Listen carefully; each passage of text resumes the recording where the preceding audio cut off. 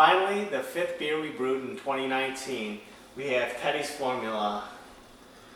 Who's Teddy, you might ask? Shout out to my godson Teddy Whitney. This is brewed in honor of him. This Brendan Whitney, his dad, my brother-in-law, we wanted to design a beer specifically for him in honor of Teddy. So he said he really liked our wit recipe, so we kind of modified that a little bit. So we took our wit recipe, then added some cherries in there. And I think we got a real winner with this one. Show off that label work. Shout out Yeah, to this Zach. is pretty slick. Shout out to Zach. This is a beautiful right thing. Here, this one right See here. money.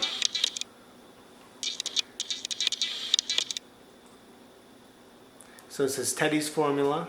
You can see the Pine Row logo on there on the tree. And then there's a young cub on there as well. So Teddy's Formula, cherry, blonde. Actually, we did a blonde.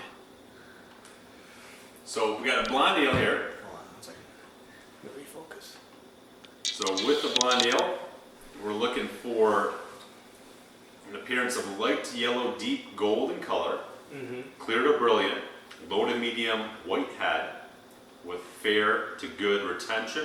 Aroma, we're looking for light to moderate, sweet malty aroma, and then fruitiness is optional, it says. In this case, we use the cherries. And then from there, for the mouthfeel, medium light to medium body, medium to high carbonation. Okay. Overall impression, easy drinking, approachable, well-oriented, American craft beer. Okay. I'm ready to approach it right Yeah. now. We ended up to ending up with 5% ABV, 22 IBU.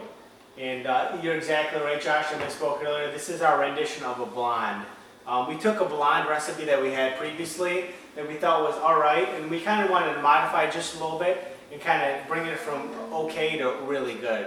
So this is kind of our rendition of that. We took a recipe that we already had, and I think we made it to something really good here.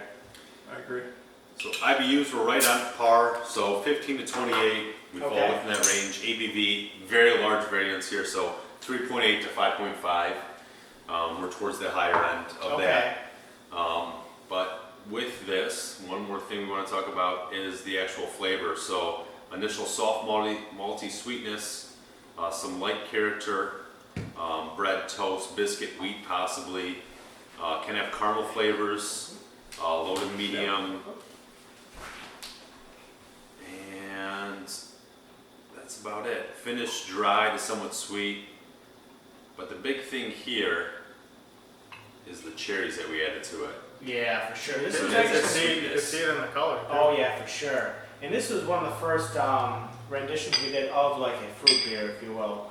We took something ordinary, and this is actually our first try at adding fruit to a beer.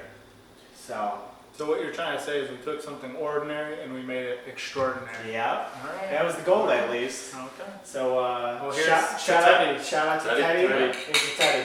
To Teddy. Cheers. Wow, what a Nice great- sweet smell to it. You smell the. Smells like a newborn baby. You know? That's Teddy. placenta. You know, they have that scent. There's Wow. great head retention on it. Wow. Color, A little bit of bitterness, which I like from the cherry. Yeah. You know, you get that tart. Tart, And that's yes, exactly, yeah. that's the better word. I agree. That little bit of tartness from the cherry is really nice. so these were frozen cherries that we use in this, right? Correct. We used frozen cherry, and then Biogenic cherries. Yeah, and then we soaked them in the beer in the keg. How many pounds did we put, do you know? Oh, that's a good question. I can tell you. 6 pounds, 9 ounces, I think. Oh, the same as the baby. It was a good idea to throw a fruit in 3 here. pounds per keg. Okay. And this was a 10-gallon batch. Yep. So what we did was we brought them frozen, and then I brought them to a temp of 155 to kill the rest of the bacteria. Yep. And then cherries removed, so it sat in the keg for 9 days to impart that flavor into there. It's a little different than I remember it being. Yeah. I remember the cherry tartness I taste more right now. Yep.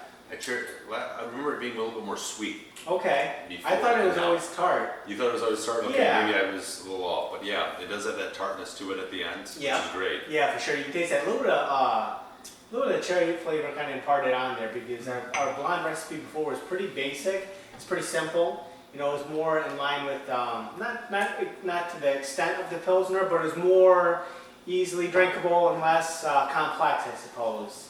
You know, but with this, I think this really made it much better and added a little level of complexity to it as well. I think the tartness lends itself really well to the style. Yep, for sure. And this was brewed in December of 2019, so this is the newest of the beers that we were trying. And I think that the carbonation is pretty good on this one. agreed. I think it's about spot on. It was December 2019 because it was Okay. ready for when Teddy's born. Yep. Brew date was 12/1/2019. Oh, wow, yep, that's First right. day of I remember December. that, Yep, That's beer of the year. yep, last beer of the year. Close this yeah. out. Pre-COVID days. Yeah. Hey, what's that mean? Something. Yeah. Zach, what would you change anything? Would you alter anything?